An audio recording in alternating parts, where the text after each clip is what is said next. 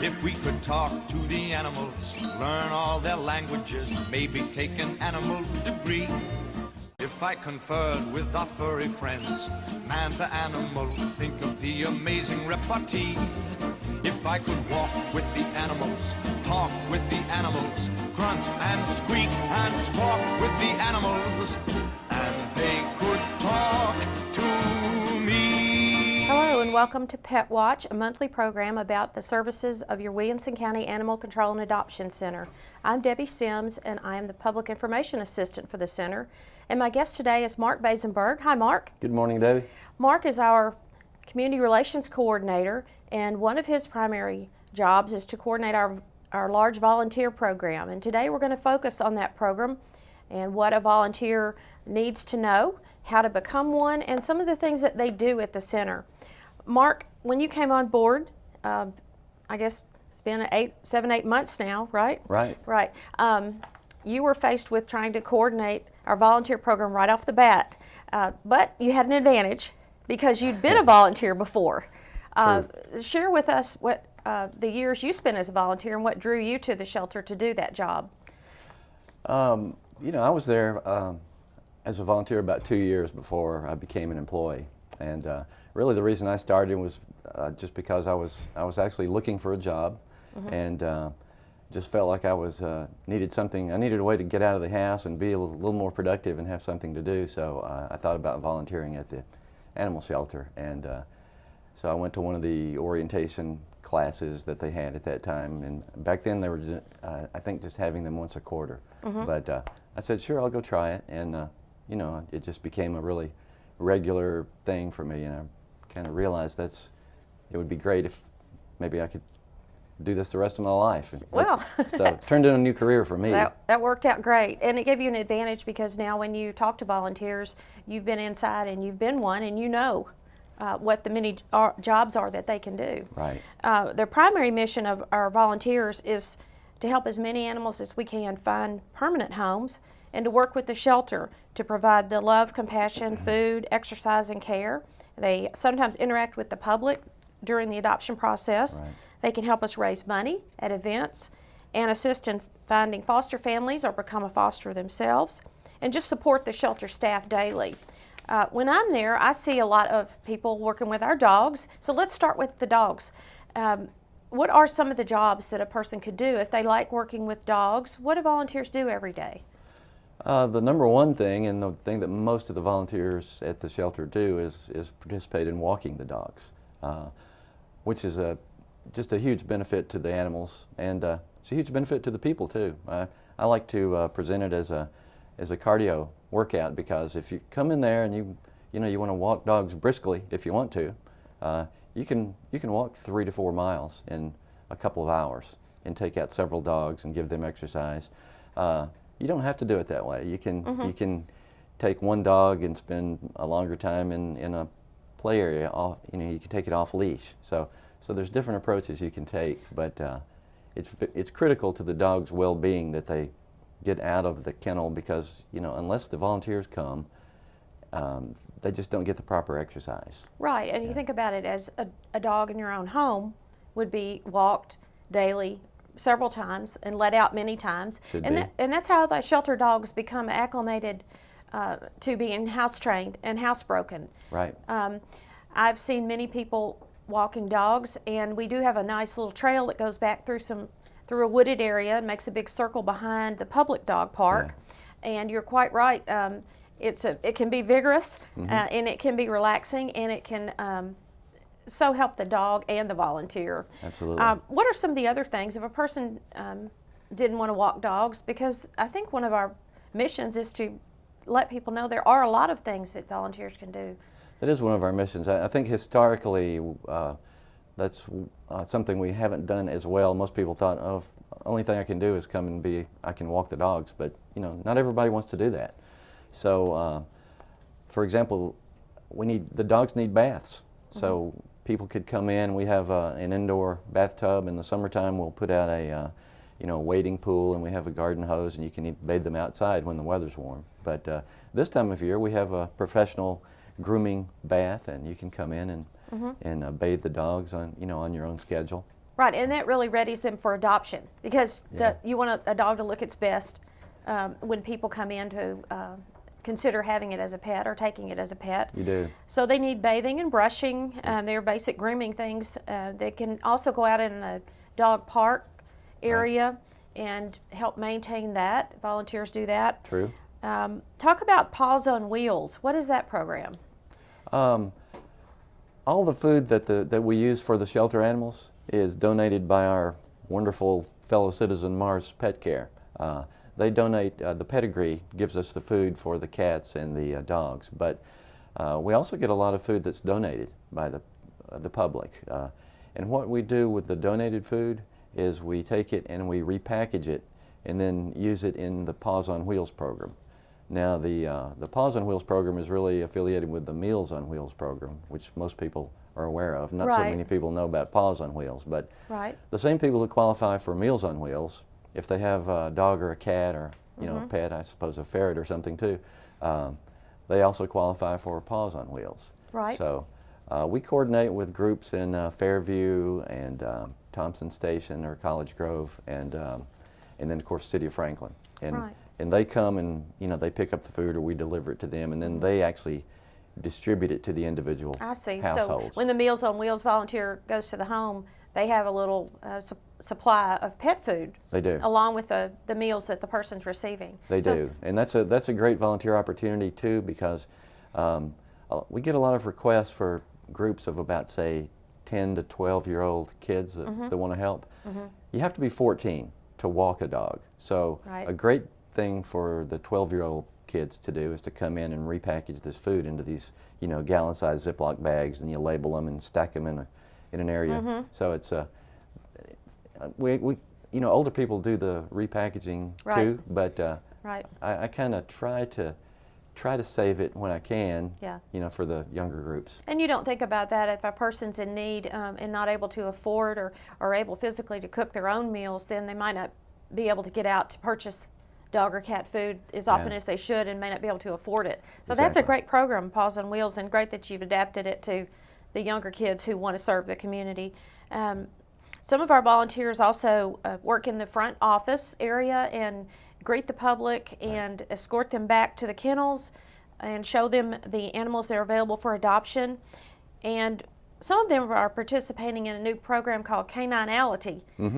Tell us briefly, what is the Caninality program? How does that benefit a person who's thinking about adopting? It's personality testing. It's really not behavior testing, it's personality testing For the dogs. For the dogs. And we do a little personality profile on the people too, so Okay. if they'll participate. It's a program developed by and supported by the ASPCA, and they come out and travel from shelters around the country and train the shelter staff and volunteers. It's kind of a subset of a program called Meet Your Match by Right. ASPCA. The first step of Meet Your Match is what we call SAFER training, and SAFER training is behavior testing, and it's really a way we test for before a dog goes into the adoption area and becomes adoptable by the general public. It's tested to be sure that it's not dog aggressive, not people aggressive, not food aggressive, so that if you reach down when it's eating and you try to take the Right. bowl away.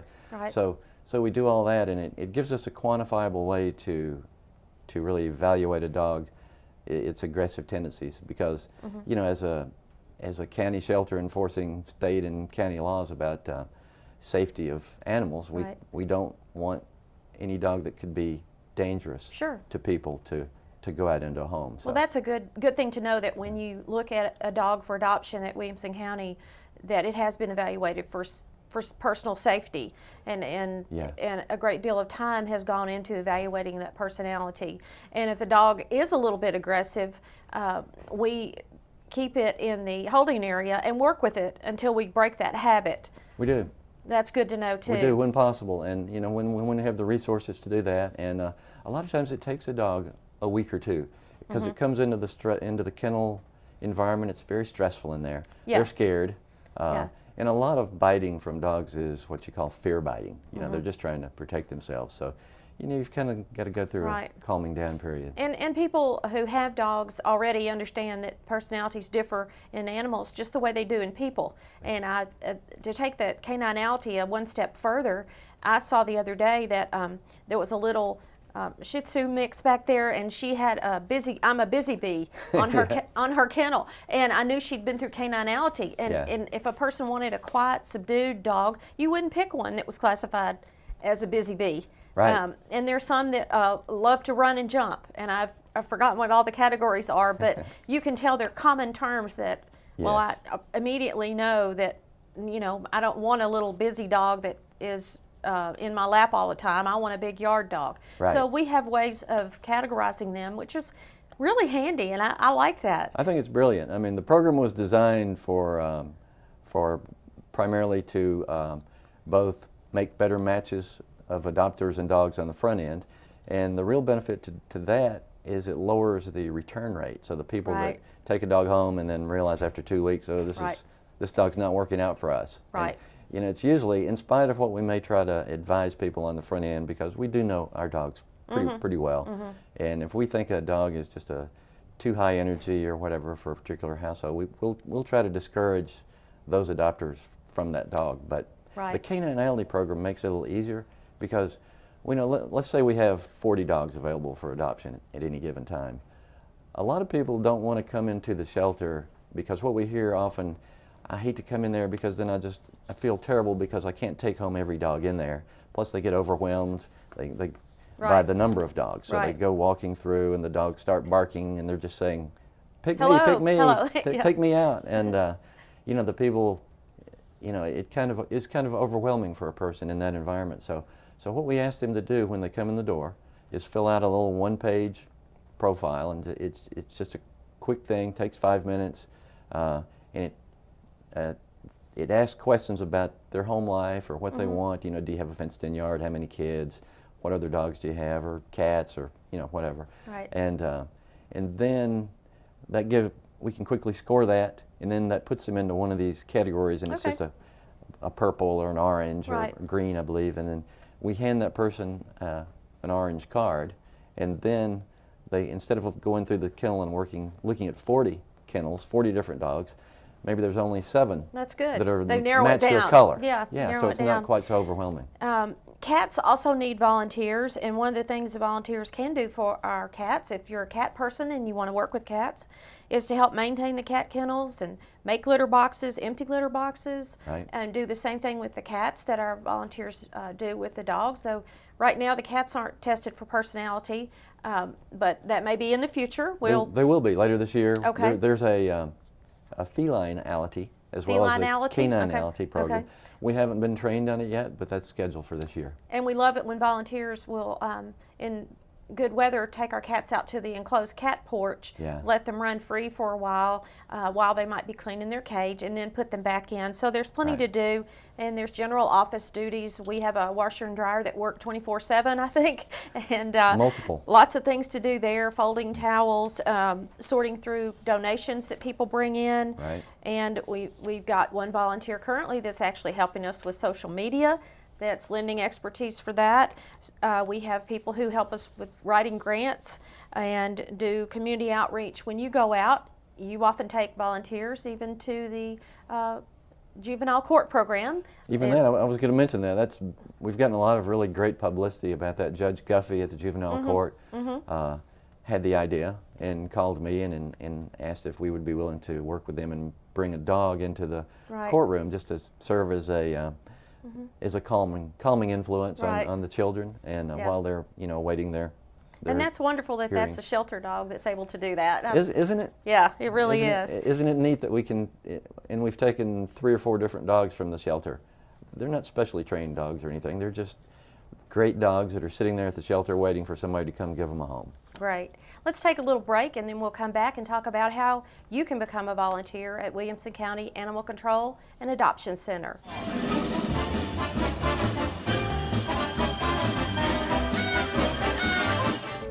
On narrow roads like this, cyclists should leave at least 2 car lengths in between riders. That way the cars have room to get in between the cyclists and pass them individually. If the lane is too narrow, or if the cyclists are traveling pretty much the same speed as traffic, then the cyclists have the right to come out and take the lane. Stay safe and have fun. And most of all, enjoy the ride.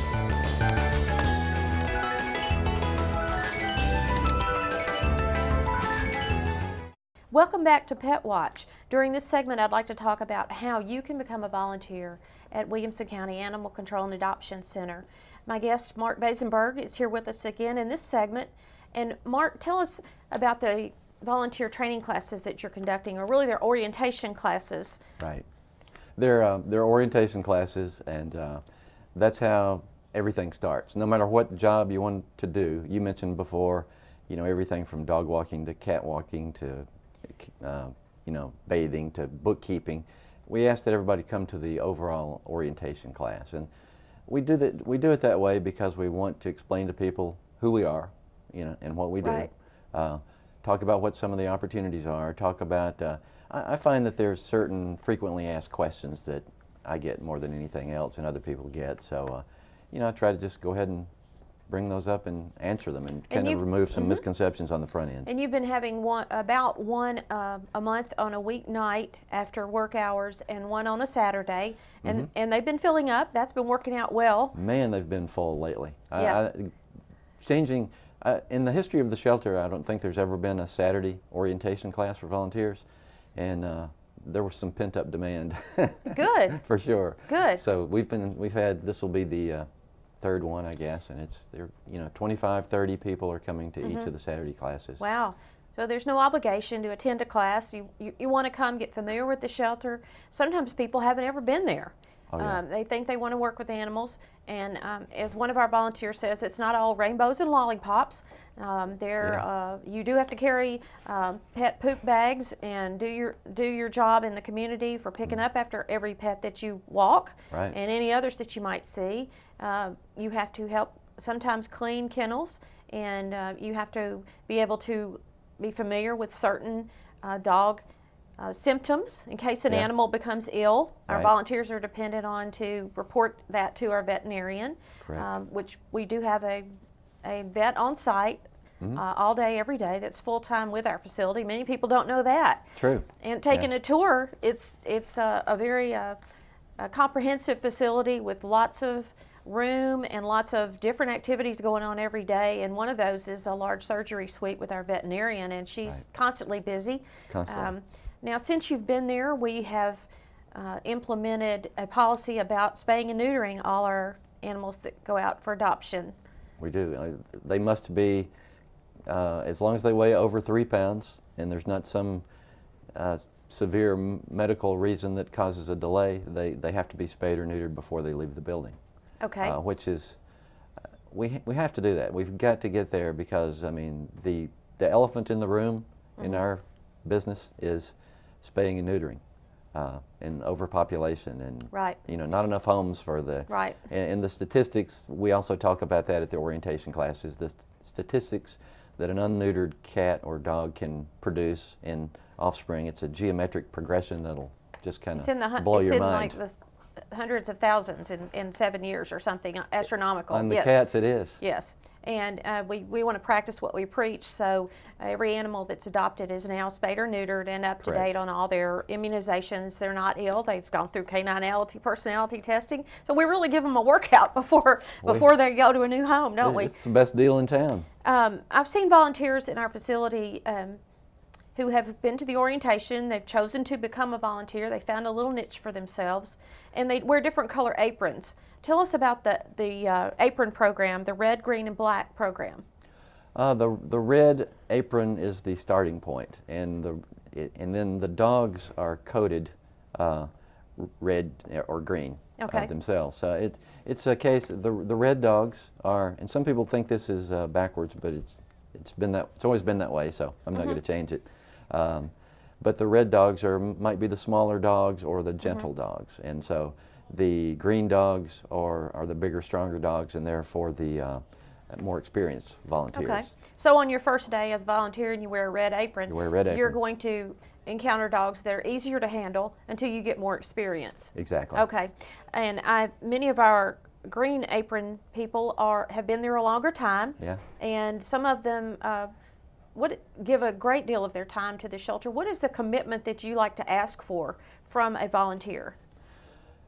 It is we really do ask for commitment, and you know, we're looking for something like probably 6 to 8 hours a week, you know, to really advance to that next level, to become a black apron and then move on to a green apron.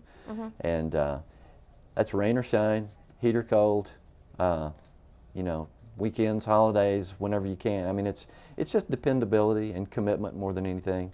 And you know, we talk in the orientation classes about that. We tell people that we're looking for that commitment, and but we ask people before they make a decision, if you think after coming to the orientation class you want to come in and start learning about, you know, get really trained in walking the dogs, try 5 times. Try to come 5 times before you really decide, because the first couple of times it's going to be awkward for you, and you're going to feel stupid, and a dog might get away from you when you're trying to get it out of the kennel and, you know, run out under your you know, under your legs or whatever. Right. But until you learn the proper technique for getting a leash on a dog quickly, and just things like that. And the people that you will learn from are volunteers who used to be new. oh, Who years ago were new, and it's kind of a Sure. community of volunteers who are saying, "Oh, let me give you some advice on leash training that dog," or he doesn't like that, or he doesn't like to go to that area. Absolutely. Yeah, and I've seen a lot of that. It's wonderful that they help each other, and they're doing this because they care. That's Absolutely. the main thing. Everybody cares about animal welfare, and some people feel the need to actually participate. And it's amazing to me that the dogs are walked as often as they are. Yeah, I 4, mean, 5, 6 times a day. Right. And there's a comprehensive system back there in the volunteer area where there's a big board where you mark off who you walked, and so no dog gets overlooked. And it's wonderful to see people of all ages. I've seen volunteers walking dogs, and you said there was a minimum age for 14. 14 for that job, and that kind of is the coveted job. But as we mentioned earlier, there are lots of other things a volunteer can do. Two ladies come to my mind who are there every afternoon, working in our lobby, greeting the public, and asking them what they're there for. Hi, Right. welcome. Would you like to look at a cat or dog? What, do you have any animals? So engaging them in conversation as members of the community is great. It's like an extension of our staff. Truly. I'm amazed at the dedication that many of these people have, and so appreciate it. Oh, and they do.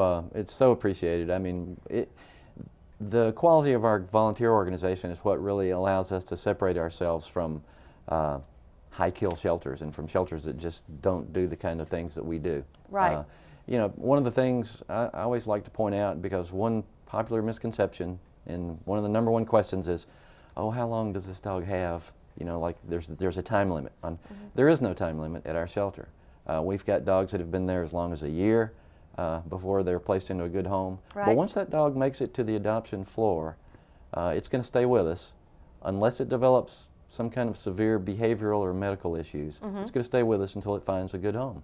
And that's not possible without the involvement of the volunteers. And there are not enough people in our community always to adopt all the animals. So we have other programs. We work with many of the rescue groups around. We work with Love at First Sight Puppy Shelter in Nashville, and we work with Weimaraner Rescue, Greyhound Rescue, numbers of rescue groups. We have great relationships with all of them, and we also have a relationship with the PetSmart Rescue Wagons charity, and we send dogs to other states through that program. Other states that have more stringent spay and neuter laws don't even have enough animals to adopt. They have the opposite problem that we have. Correct. A lot of people don't realize that, but it's true. And a lot of the better shelters in the southern United States actually serve as what's called source shelters for these shelters in the areas where they don't have enough dogs to meet the demand, and they're the destination shelters. Well, that's wonderful. It brings the dog community closer together, and it does. It's brilliant that someone thought of that as a way to get more animals adopted. And that's always our goal. I mean, everything we do all the time. We do a lot of outside events, and that's another way that we get away from the building and go out into different communities and businesses and fairs and that kind of thing, and hold events. And volunteers are a big help there too, aren't they? They're a huge help. I mean, we as long as we have to have one employee at these offsite events, mainly for the purpose of driving the vehicles and handling the cash. But the volunteers just, I mean, they come out and dedicate their Saturday or Sunday to, you know. And it's not easy. It can be hot. It can be cold. Yeah. There are cages that have to be broken down in order to transport the animals. And once we get there, the volunteers let them out, walk them around, socialize with the public. I've seen them walk down Main Street in Franklin with a vest on the dog that says "Adopt Me." Yeah. So we want our members of the community to feel like anything that they feel like they can contribute to us, we'd love to talk about it. We would. I mean, just if they have an idea, come to me, and I'm totally open to ideas. Yeah, and I mentioned social media, and you actually have a young media savvy guy who has a graphic arts or some kind of online company, right? And he's photography, and he's thinking of ways to help you with the animals and finding ways to have them adopted online. Oh, he's been a great source of creativity and good ideas. I'll give a shout out to his company. It's High Five for Love Photography. So he comes in and takes wonderful photographs of our dogs that then we can feature on a rolling slideshow in the lobby. We're putting up featured pets pictures. If somebody inquires about a dog, I can, instead of sending them a photograph of, say, a dog behind wires in a kennel, no. That's not ever going to happen. We're going to send them a photograph of, that looks really, tries to capture that dog's or cat's personality. Right, that's great. Oh, he's been terrific. Let's talk a little bit about our county website as we wind things up. The Williamson County Government website has a section for animal control, and you can also reach that by going to adoptwcac.org. Right. And at the top of that page, you'll find Volunteer Online. Right. And there's a form there. If you're thinking you might want to volunteer for this shelter, you should go to the county website or adoptwcac.org, click Volunteer Online, and there you will find the dates and times of the next volunteer classes, and you can actually sign up there to attend an orientation class, or you can email Mark. His email is on that site as well.